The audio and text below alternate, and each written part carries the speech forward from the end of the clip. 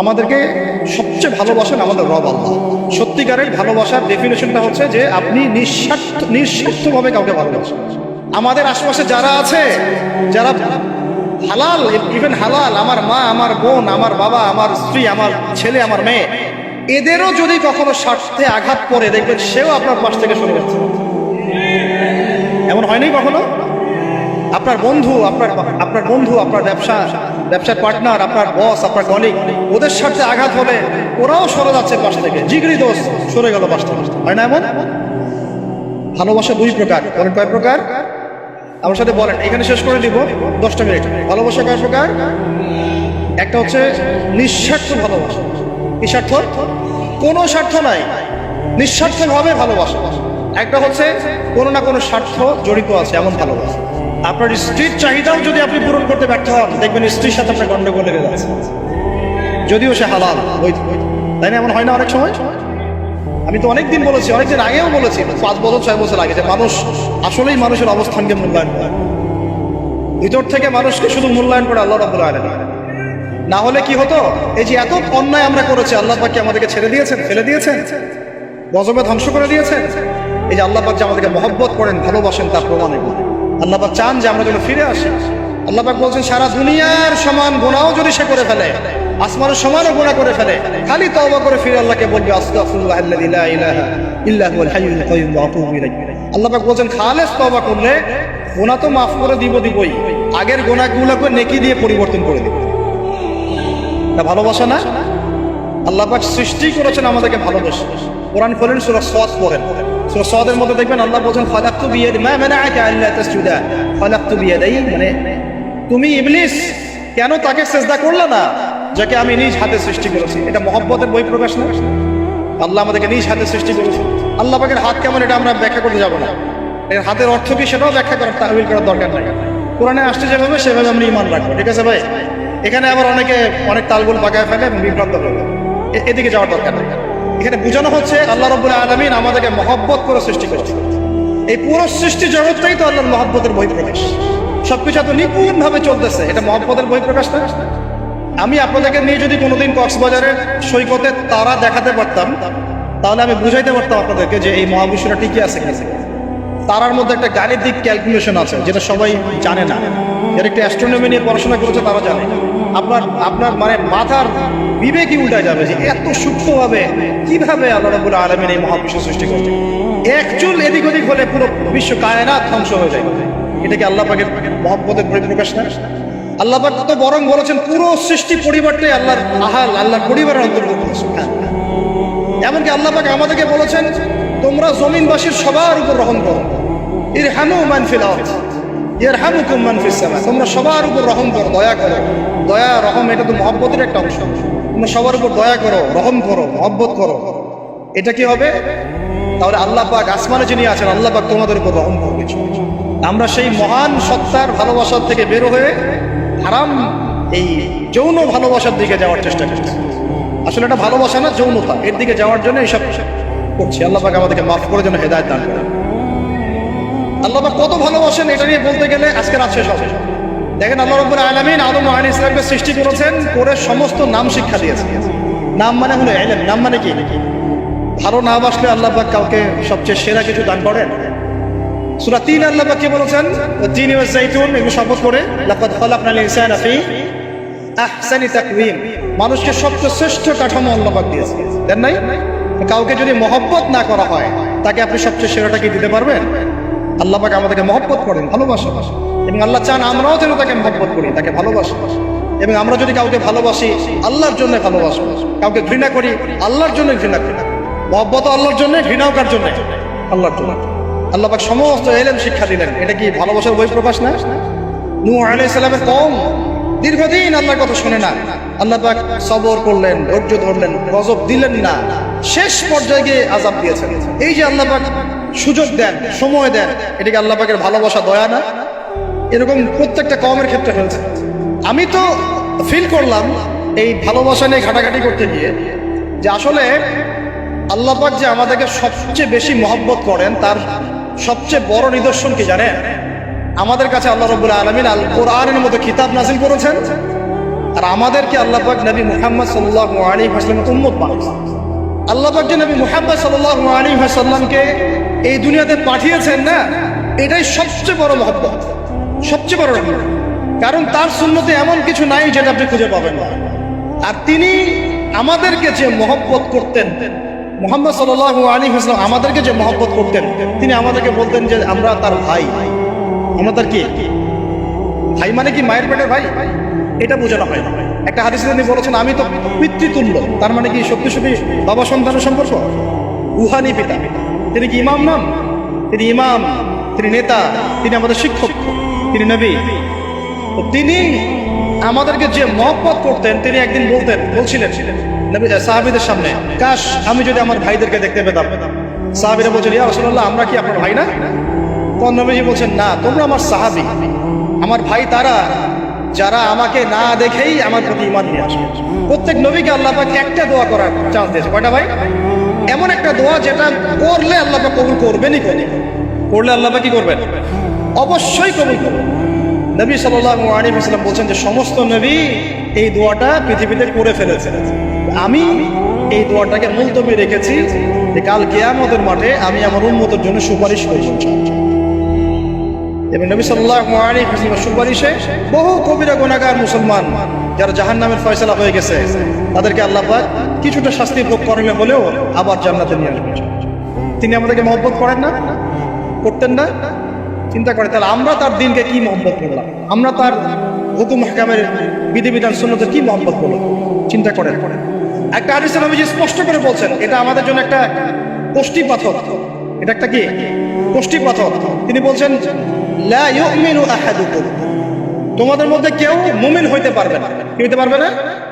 মানে প্রকৃত মুমিন হইতেই পারবে না তোমরা। হে আমার উম্মত, তোমাদের মধ্যে কেউ প্রকৃত মুমিন হইতেই পারবে না যতক্ষণ না হাত্তা আকুনা আহাব্বা ইলাইহি মিন ওয়ালিদিহি ওয়ালাদিহি ওয়ান নাসি আজমাইন, যতক্ষণ না আমি মুহাম্মদ সাল্লাল্লাহু আলাইহি ওয়াসাল্লাম তোমাদের কাছে নিজের কি সন্তান, নিজের বাবা মা এবং সমস্ত মানব জাতির থেকে বেশি প্রিয় না হচ্ছে। আর আবার বলি, নবীজি বলছেন কেউ ততক্ষণ পর্যন্ত প্রকৃত মুমিন হতে পারবে না যতক্ষণ না আমি মুহাম্মদ সাল্লাল্লাহু আলাইহি ওয়াসাল্লাম তার কাছে তার সন্তান, তার পিতা, এমনকি সমস্ত মানব জাতি থেকে বেশি প্রিয় না হচ্ছে। আমরা যারা আগামীকালকে এইটা প্রিপারেশন নিয়েছি, আসলে কি আমাদের কাছে নবী প্রিয় বেশি না আমাদের দুনিয়ার স্বার্থ বেশি? যারা এগুলো করবে তাদের কাছে কি সত্যি নবী প্রিয়? তাহলে তারা করতে পারতো না। যদি নবী আমাদের কাছে সবচেয়ে বেশি প্রিয় না হয়, আমরা মুমিন হতে পারছি না। আর যাদের কাছে নবী প্রিয় তারা কখনো এমন হারাম কাজে যেতে পারবে না। যারা যাচ্ছে তারা কখনোই নবীকে ভালোবাসে না কোশ্চিনকালেও। শোনেন, ওমর রাদিয়াল্লাহু আনহুর নাম শুনেন নাই? বললে অনেক কথা ভাই, অনেক কথা, কোনটা রেখে কোনটা বলে। ওমর রাদিয়াল্লাহু আনহু একদিন এসে বলছেন খলিফাতুল মুসলিমিন, মুসলিমদের তিনি খলিফা। জান্নাতের সুসংবাদপ্রাপ্ত 10 জন সাহাবীর একজন। জান্নাতের সার্টিফিকেট পেয়েছেন পৃথিবীতে কয়জন সাহাবী? একটা হাদিসে একসাথে 10 জন। ওই 10 জনের অন্যতম একজন, যিনি এমন শাসন ব্যবস্থা পৃথিবীতে প্রতিষ্ঠা করেছিলেন যার মতো মিসাল এখন পর্যন্ত পৃথিবীতে আর দেখা যায় না।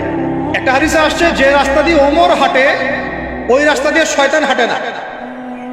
কি বুঝলেন? শয়তান যদি দেখে ওই যে ওমর, ও আর ওই যাবেন ওই রাস্তা। এই হচ্ছে ওমর। আমার পরে কোনো নবী নাই। নবীজি বলছেন আমার পরে কোনো নবী নাই, লা নবিয়্যা বা'দি, আমার পরে কোনো নবী নাই। যদি হতো তাহলে ওমর, যদি হতো তাহলে ওমর হতো। অন্য একটা হাদিসে আসছে আমার পরে কোনো নবী নাই, তবে তুমি আমার, এটা অন্য সাহাবী সম্পর্কে, আলী ইবনে আবি তালিব সম্পর্কে, তুমি আমার জীবনে তেমন মুসার জীবনে হারুন ছিল যেমন। এটা হচ্ছে আলী ইবনে আবি তালিব। এখানে কথা হচ্ছে ওমর রাদিয়াল্লাহু আনহুর মতো মানুষ নবীর কাছে এসে বলছেন সাল্লাল্লাহু আলাইহি ওয়াসাল্লাম, ইয়া রাসূলুল্লাহ ওয়াল্লাহি লা উহিব্বুক, আল্লাহর কসম করে বলছি আমি আপনাকে অনেক মহব্বত করি, ইল্লা মিন নাফসি, আমার নফসের চেয়ে বেশি। মানে আমি আমার জানের চাইতে আপনাকে বেশি মহব্বত করি। কথা কি বুঝতে পারতেন কি? মানে আমি আপনাকে অনেক মহব্বত করি ইয়া রাসূলুল্লাহ, সব কিছু থেকে বেশি মহব্বত করি, কিন্তু আমার নিজের জানের চেয়ে বেশি। নবী সাল্লাল্লাহু আলাইহি ওয়াসাল্লাম বলেন লা ইয়া উমর, এখনো মুমিন হওনি। কাকে বলছেন? কাকে বলছেন? জান্নাতের সার্টিফিকেট প্রাপ্ত একজন মানুষকে লা ইয়া উমর, এখনো হওনি। তখন নবী সাল্লাল্লাহু আলাইহি ওয়াসাল্লামকে তিনি একটু পরে আবার বলছেন ইয়া রাসূলুল্লাহ ওয়াল্লাহি আলান, এখন লা হাব্বা ইলাইয়া মিন কুল্লি শাই হাত্তা মিন নাফসি, এখন থেকে আপনি আমার কাছে সবচেয়ে বেশি প্রিয় সবকিছু থেকে, এমনকি আমার নফসের থেকেও বেশি প্রিয়। তখন নবীজি বলছেন আলান ইয়া ওমর, এখন ওমর, এখন তুমি মুমিন হলে। তাহলে যারা আমরা নবীর সুন্নতের খেলাফ এইসব অপসংস্কৃতি, নোংরামি, জেনা, ব্যভিচার, কনসার্ট, নাটক, সিনেমা, পরকিয়া, এইসব তথাকথিত ভালোবাসা দিবস, এই জেনা দিবসগুলো পালন করছি, আমরা কি আসলেই নবীকে ভালোবাসি? আমরা কি সত্যি আল্লাহকে ভালোবাসি? আল্লাহ পাক আমাদেরকে বোঝার তৌফিক দান করুন, জাহিলিয়াত থেকে ফিরে আসার তৌফিক দান করুন। এরকম প্রচুর ঘটনা।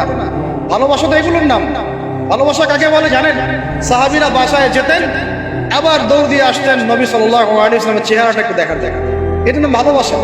আপনারা যদি উমরা করতে যান, হজ করতে যান, দেখবেন বারবার আপনার নবীর রওজায় গিয়ে সালাম দিতে মন চাইবে, যে আরেকবার দেখা করে আসে, আরেকটু দেখা করে আসে, আরেকবার সালাম দিয়ে আসে। ভালোবাসা কোন স্বার্থ আছে এখানে? নবী সাল্লাল্লাহু আলাইহি ওয়াসাল্লাম কি আমাদের কাছে কোনো স্বার্থ দাবি করেছেন? আল্লাহ করেছেন। এগুলো ভালোবাসা। এই ভালোবাসা হলো প্রকৃত ভালোবাসা। আর এগুলো যেটা চলছে এটা হচ্ছে যৌনতা। এগুলো কি চলছে? যৌনতা। ভালোবাসার নাম দিয়েছে এখন যৌনতা। এগুলো ভালোবাসা না, এগুলো পাশবিকতা, প্রবৃত্তির দাসত্ব। প্রবৃত্তি মানে মন যাচাই তাই করতে যাচ্ছে। আপনার মন চাইছে একটা মেয়ের সাথে রাত কাটাবেন, এটাকে আপনি ভালোবাসা নাম দিলেন, কিন্তু এটা হচ্ছে ভালোবাসা না, এটা কি প্রবৃত্তি, পশুত্ব, দাসত্ব, পশুত্বের দাসত্ব করছে। আল্লাহ পাক আমাদেরকে কথাগুলো বোঝার তৌফিক দান করুন। এরকম সাহাবীরা কত ত্যাগ করেছেন। তালহা রাদিয়াল্লাহু আনহুর নাম শুনেন না অনেকেই। নবী সাল্লাল্লাহু আলাইহি ওয়াসাল্লাম উহুদ যুদ্ধের দিন সংকটময় একটা অবস্থায় ছিলেন। তালহা রাদিয়াল্লাহু আনহু একা নবী সাল্লাল্লাহু আলাইহি ওয়াসাল্লামকে ঢাল হিসেবে পিঠ পেতে দিয়ে আসেন, উনার দিকে কোনো তীর যেন আসতে না পারে। শেষে দেখা গেল তার গায়ের মধ্যে 40 থেকে 50টা তরোয়ারের আঘাত আছে, তীরের খোঁচা আছে, বর্ষার খোঁচা আছে। এই অবস্থায় তিনি নবীকে কাঁধের মধ্যে নিয়ে উহুদ পাহাড়ে উঠেছেন, নবীকে সেভ করার জন্য। ভালোবাসা এটা কি? কোন স্বার্থে? কিসের স্বার্থে? দুনিয়ার স্বার্থে? জান্নাতের স্বার্থে। একজন সাহাবী বাড়ি নির্মাণ করেছেন, তো নবী সাল্লাল্লাহু আলাইহি ওয়াসাল্লাম দেখে একটুখানি মানে হয় না, তুমি কে, কার বাড়ি এটা? বললেন আচ্ছা অমুক সাহাবীর বাড়ি। নবীজি একটু রূপ উঞ্চিত করলেন, পছন্দ করলেন, কিছু মুখে বলেন নাই, মুখে কিছু বলেন নাই, খালি একটু অসন্তুষ্ট হচ্ছেন, এক্সপ্রেশন দেখতে বোঝা যাচ্ছে। তখন ওই সাহাবীকে জানানো হলো, তোমার বাসার সামন দিয়ে তো আল্লাহর নবী সেদিন হেঁটে গেলেন, তারপরে আমার বাসা দেখে, তোমার বাসা দেখে আল্লাহ নবী সাল্লাল্লাহু আলাইহি ওয়াসাল্লাম অসন্তুষ্টি প্রকাশ করেছিল, মুখে কিছু বলেন নাই, এক্সপ্রেশন ছিল অসন্তুষ্ট। 3 দিনের মধ্যে সেই বাড়ি ভেঙে গুড়িয়ে দিয়েছে। যেই বাসা দেখে আল্লাহ নবী সন্তুষ্ট হন, আমি বাসা রাখবই না। ভালোবাসা কিসের জন্য? কার জন্য? কার স্বার্থে বলেন? আল্লাহর জন্য, জান্নাতের জন্য, আল্লাহর স্বার্থে, আল্লাহর জন্য। কতগুলো বলে শেষ করবো আপনাদের। সাদ বিন আবি ওয়াক্কাস রাদিয়াল্লাহু আনহু উহুদ যুদ্ধে এরকম করে তীর নিক্ষেপ করছেন। আল্লাহ নবী বলছেন, ইয়া সাদ, হে সাদ, তীর ছোড়ো, তোমার জন্য আমার পিতামাতা কুরবান হোক। আশপাশে 9 জন ছিল, তার মধ্যে একজন করে শহীদ হতে শেষে 2 জন বেঁচে থাকলো, সাদ বিন আবি ওয়াক্কাস, তালহা বিন উবাইদুল্লাহ রাদিয়াল্লাহু আনহু। এগুলো তারা কেন করেছেন? ভালোবাসার জন্য। ভালোবাসা এগুলোর নাম। কতগুলো বললে শেষ করবো আপনাদেরকে বলেন। নবী সাল্লাল্লাহু আলাইহি ওয়াসাল্লামের কাছে একজন সাহাবী আসেন ইসলাম কবুল করতে এসে হাতের মধ্যে কিছু বালা, আংটি থাকে না, এগুলো ছিল, এগুলো খুলে ফেলে দিয়েছেন নবী সাল্লাল্লাহু আলাইহি ওয়াসাল্লাম, খুলে ফেলে দিয়েছেন। তো একটা খুব দামি সোনার আংটি ছিল। ফেলে দেওয়ার পরে অনেকে বলছে, তুমি তখন মুসলিম হয়েছো, ইসলাম কবুল করেছো, তো আচ্ছা ঠিক আছে, ওইটা না হয় নবীজি পড়তে নিষেধ করেছেন, তুমি ওইটা নিয়ে বিক্রি করে দাও, বিক্রি করে না হয় ওই টাকাতে অন্য কিছু করো। তুমি বলছেন, কখনো না, আমার হাত থেকে আল্লাহ নবী খুলে একটা জিনিস ফেলে দিয়েছেন, আমি সেটা আবার নিতে যাবো? কিসের জন্য এগুলা? এটা ভালোবাসা। আল্লাহ পাক এটাই কোরআনে বলছেন, আপনি বলে দিন, ইন কুনতুম তুহিব্বুন আল্লাহ, তোমরা যদি আল্লাহকে মহব্বত করেই থাকো, আল্লাহকে সত্যিকার অর্থে ভালোবেসেই থাকো, ভালোবাসা দাবি করেই থাকো, ফাত্তাবিউনি, তাহলে নবীর আনুগত্য করো, ইউহিব্বুকুমুল্লাহ, তখন আল্লাহ তোমাদেরকে ভালোবাসবে, ওয়া ইয়াগফির লাকুম যুনুবাকুম, তোমাদের সব গুনাহ আল্লাহ মাফ করে দিবেন, আল্লাহু গফুরুর রহিম। এই হলো ভালোবাসা। ভালোবাসা মানে কি? ভালোবাসা মানে হচ্ছে আস-সামউ ওয়াত তাআ, আমি নবী আল্লাহ এবং তার রাসূলের কথা শুনবো এবং আনুগত্য করব, শুনবো এবং এর নাম ভালোবাসা। শুনবো, আনুগত্য করবো, তাহলে আমরা কি শুনবো, কি আনুগত্য করবো? আমাদেরকে প্রথমে কোরআন পড়তে হবে, কোরআনের অনুবাদ জানতে হবে, কোরআন অনুযায়ী জীবন করতে হবে, 5 ওয়াক্ত নামাজ পড়বো ইনশাআল্লাহ, হালাল খাবো, যাকাত দিব, রমজানের সওম রাখবো, নবীর সুন্নাহ অনুযায়ী জীবনযাপন করবো, এবং সুন্নাহ বিরোধী, কোরআন বিরোধী, ইসলাম বিরোধী কোনো কাজে আমি লিপ্ত হব। এই তো ভালোবাসা।